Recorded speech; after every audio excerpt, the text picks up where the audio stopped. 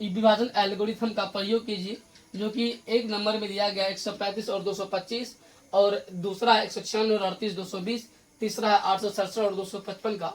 तो सबसे बड़ी बात क्या है कि मैथ का किसी भी क्वेश्चन को आंसर करने के लिए उसका फॉर्मूला बहुत जरूरी होता है समझने के लिए।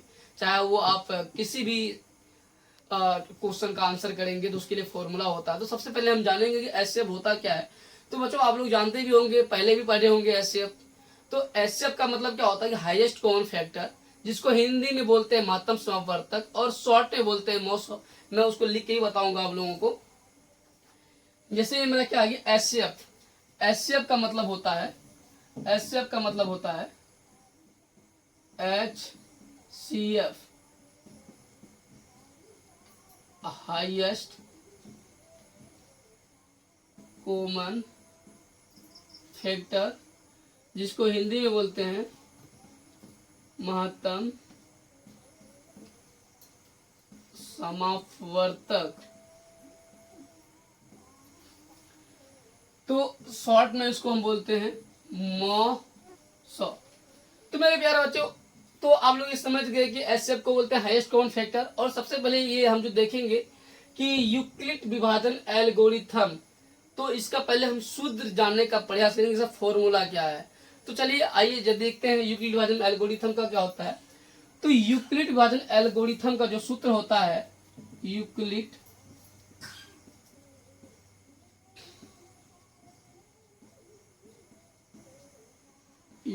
विभाजन प्रमेयिका बोलिए या एल्गोरिथम बोलिए,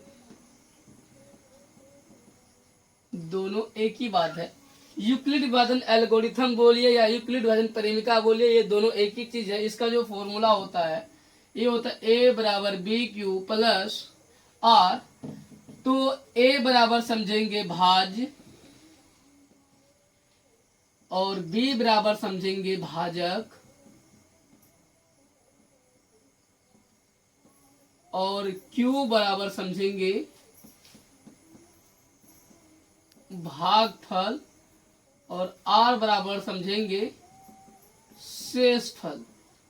हम लोगों ने पहले भी इसके बारे में पढ़े हैं कि भाज्य बराबर भाजक गुना भागफल प्लस शेषफल। तो यही है यूक्लिड विभाजन एल्गोरिथम का ए बराबर बी क्यू प्लस आर। तो इसको जहां जहां जहां 0 less than R less than B, तो इसका मतलब होता है कि भाजक से हमेशा क्या होता है, शेषफल हमेशा छोटा होता है। तो इसीलिए यहां लिखे हैं कि जहां 0 less than R less than B, तो ये होगा भाज्य बराबर भाजक गुना भागफल प्लस शेषफल। तो ये हम लोग समझ गए। आप लोगों को समझ में आ रहा होगा, कोई दिक्कत नहीं है दिक्कत। तो चलिए समझते हैं आगे। जैसे कि हमने लिख भी दिया है कि यूक्लिड विभाजन एल्गोरिथम बोलिए या यूक्लिड विभाजन परिमिका बोलिए, ये दोनों एक ही चीज है, जिसका सूत्र है ए बराबर बी क्यू प्लस आर, जहां 0 less than R less than B. तो अब हम इसका निकालने का प्रयास करेंगे कि 196 और सॉरी यहाँ पे अलग लिखा हुआ है। पहला क्वेश्चन है 135 और 225। 135 और 225 का हम एचसीएफ ज्ञात करने के लिए हम इसको निकालने का प्रयास करते हैं।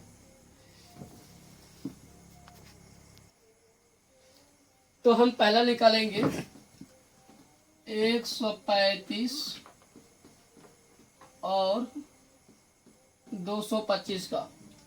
तो आप लोग ध्यान से देखेंगे और समझेंगे कि हम इसका एचसीएफ निकालने के लिए जा रहे हैं 135 और 225 का। तो 225 हमारा बड़ा है और 135 क्या है, छोटा है। हम अपने तरीके से समझेंगे और आप लोगों को भी अपने तरीके से समझाने का प्रयास करेंगे। ये हमारा 225 क्या है, बड़ा है, और 135 क्या है, छोटा है।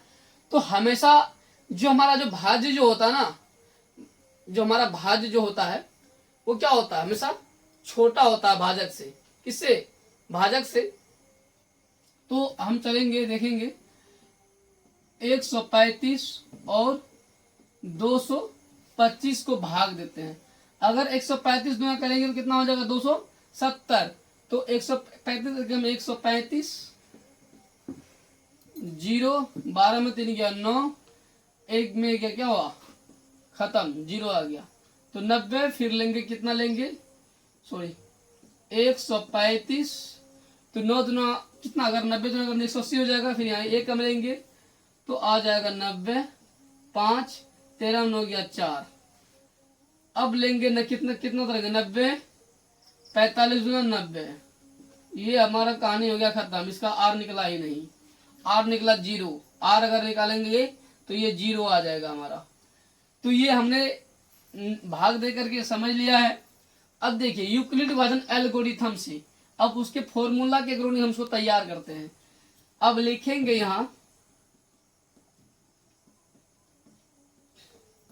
यूक्लिड विभाजन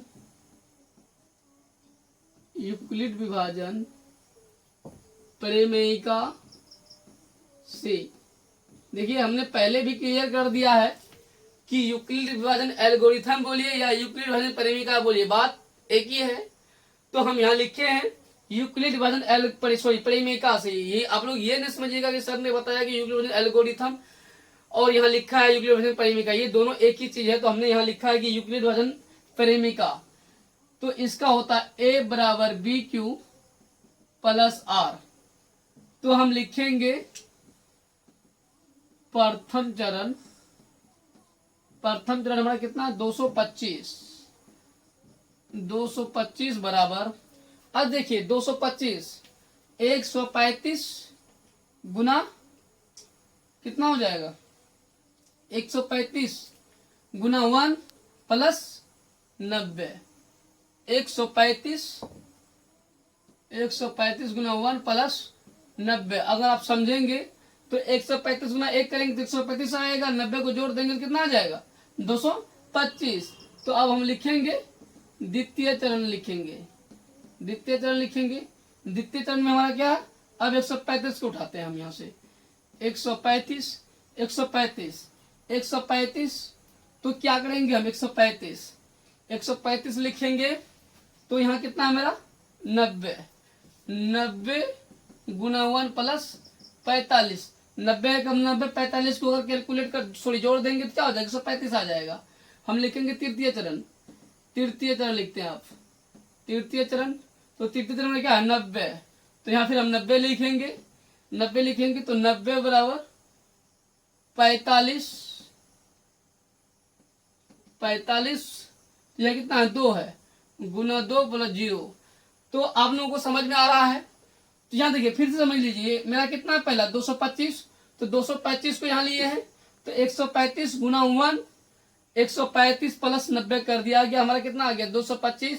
फिर लिए द्वितीय चरण लिए हैं 135 लिए हैं तो 90 कम 90 प्लस 45 जोड़ देंगे तो कितना आ जाएगा 135। फिर लिए तृतीय चरण में लिए 90 तो 45 गुना 2 कितना आ जाएगा 90, जीरो को जोड़ देंगे तो 45 आएगा 90 आ जाएगा।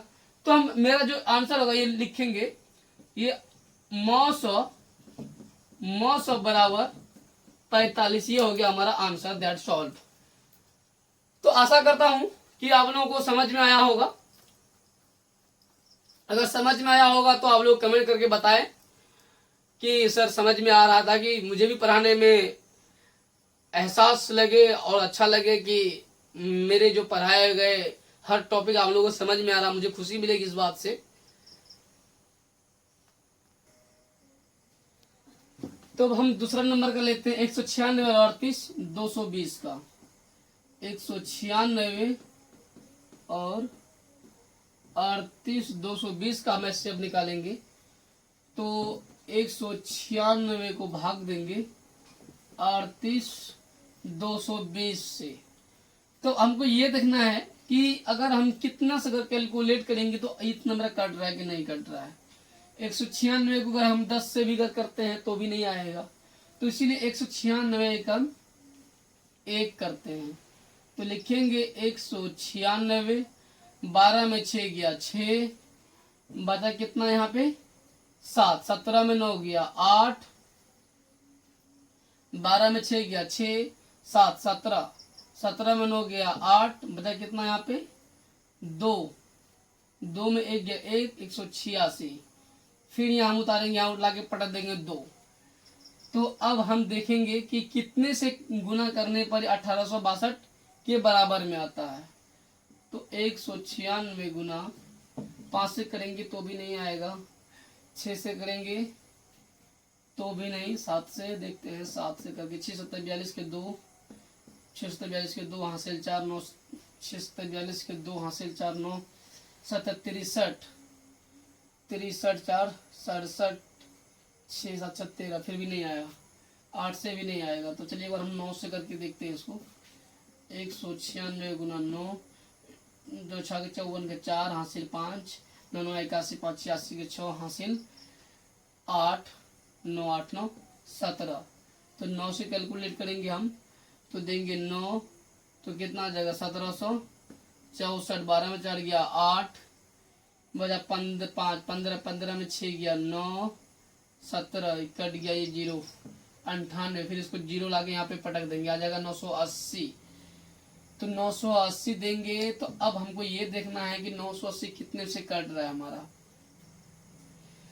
अगर 5 से अगर देते हैं तो 5 1 6 5 30 के 0 हासिल 3, 196, 5 6 के 30 के 0 हासिल 3, 5 15 3 18 11 हासिल 1, 5 8 1 9, 5 3 8, 5 6 के 30 के 0 हासिल 3, 9 45 3 48 के 8 हासिल 4, 5 4 9। तो ये हम इसे 5 से करेंगे तो आ जाएगा 980 0 0।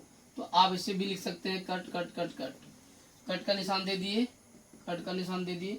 तो ये मेरा हो गया एक, मतलब एक ही इसमें निकल गया। अब हम उसको लिखेंगे फिर यूक्लिड, यूक्लिड विभाजन परिमेयिका से, परिमेयिका से a बराबर b क्यू प्लस r। तो लिखेंगे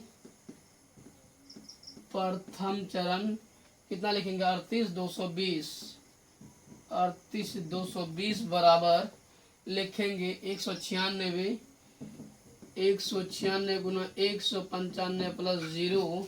तो हमारा मौसम निकल गया कितना, मौसम हमारा निकल गया 196, ये हमारा हो गया आंसर। तो आप लोगों को समझ में आ रहा होगा। तो आप लोग देख सकते हैं कि हमने 196 को भाग कर दिया कितना 38 220 से, तो हमारा भागफल कितना निकला 195 और शेषफल कितना निकला 0। तो इसीलिए हमने क्या किया 38 220 को प्रथम चरण पे लिया, किसके अकॉर्डिंग पे, यूक्लिड एल्गोरिथम के अकॉर्डिंग पे। तो 196 को 195 करेंगे तो हमारा कितना आ जाएगा 38 220। तो आर के जगह हमने क्या लिख दिया 0। तो हमारा भाज्य बराबर भाजक गुना भागफल, इसके अकॉर्डिंग में हमारा आंसर क्या निकल गया मौसम बराबर 196, ये हमारा गया आंसर।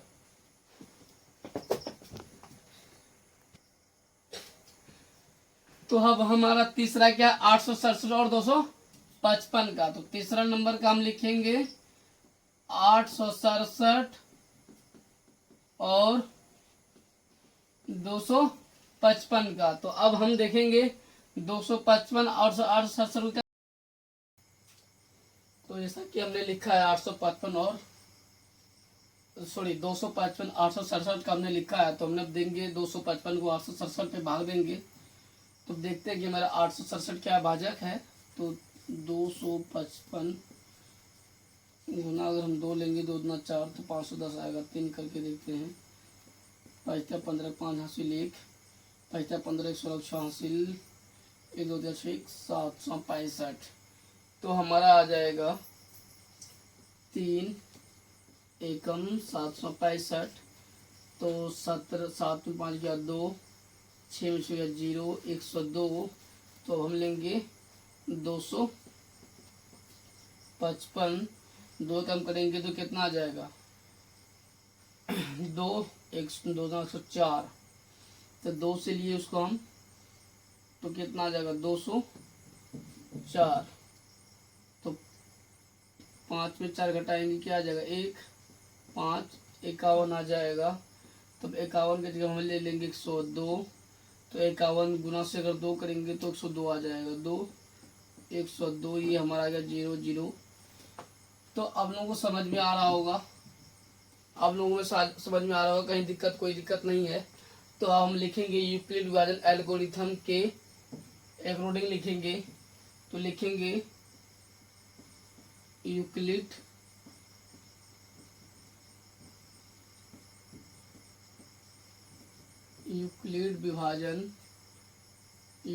विभाजन प्रेमिका से,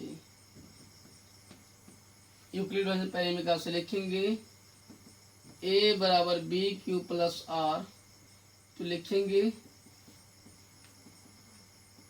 प्रथम चरण कितना हमारा 867 बराबर 255 लिखेंगे गुना 3 प्लस 102। तो अब हम लिखेंगे द्वितीय चरण लिखेंगे कितना, द्वितीय चरण में हमारा 255 बराबर लिखेंगे 102 गुना 2 प्लस 51। अब तृतीय चरण लिखेंगे, तृतीय चरण में हमारा कितना 51 है। तृतीय चरण में हमारा कितना 51, सॉरी तृतीय चरण में हम लेंगे 102 लेंगे। तृतीय चरण में 102 51 गुना 2 प्लस 0, तो हमारा 900 आ गया 51। ये हो गया हमारा आंसर। तो आप लोगों को समझ में आ रहा होगा, कोई दिक्कत नहीं है। हम मतलब यूक्लिड विभाजन एल्गोरिथम का प्रयोग करके तीनों का एचसीएफ ज्ञात कर लिया है। आप लोगों को कहीं दिक्कत है, कोई दिक्कत नहीं होगा। तो आप लोग अब बने रहिए हमारी वीडियो में, आगे नेक्स्ट चलेंगे कि आगे नेक्स्ट क्वेश्चन क्या कह रहा है। तो हमारा दूसरा क्वेश्चन है, दर्शाइए कि कोई भी धनात्मक विषम पूर्णांक 6q+1 या 6q+3 या 6q+5 के रूप का होता है जहां q कोई पूर्णांक है। तो हम लोग चलते हैं, उसको सिद्ध करने का प्रयास करेंगे। तो लिखेंगे हल, क्योंकि हमारा क्वेश्चन पहले ही कह दिया है, हमारा प्रश्न नंबर 1.1 कि आप यूक्लिड विभाजन एल्गोरिथम का प्रयोग करके आप अपना क्वेश्चन को सॉल्व कर सकते हैं। तो हम लिखेंगे यूक्लिड विभाजन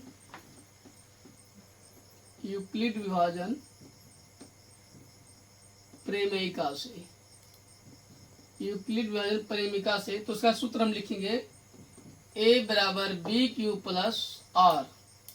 आप लोग समझ में आ रहा है, कोई दिक्कत नहीं है। तो लिखेंगे माना कि a बराबर 6q+1। पहले यहाँ पे मेरा है 6q+1, 6q+1, तो 1 नहीं लिखेंगे, हम लिखेंगे 6q+r। 6q+r लिखेंगे, क्योंकि यहाँ देखिए b के जगह में क्या है 6 है, q के जगह में क्यों है r। अभी हम निकालेंगे कि r का मतलब होता है a बराबर होता है भाज्य, और b का मतलब होता है भाजक, q का मतलब भागफल, और r का मतलब होता है शेषफल। तो लिखेंगे b बराबर 6, इसीलिए r बराबर लिखेंगे, क्योंकि यहाँ पे क्या मेरा r बराबर लिखेंगे